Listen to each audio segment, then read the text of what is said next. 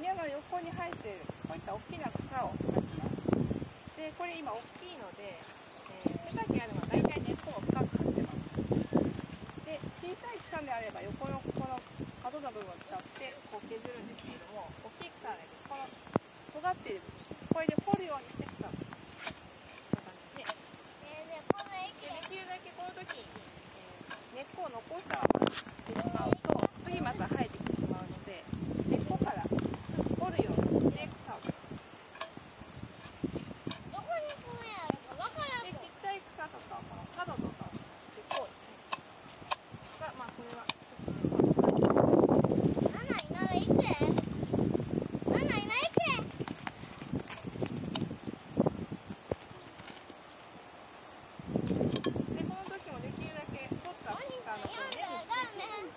最後でいいんですけど、土を落とすように、この腕の上に落とすようにしてください。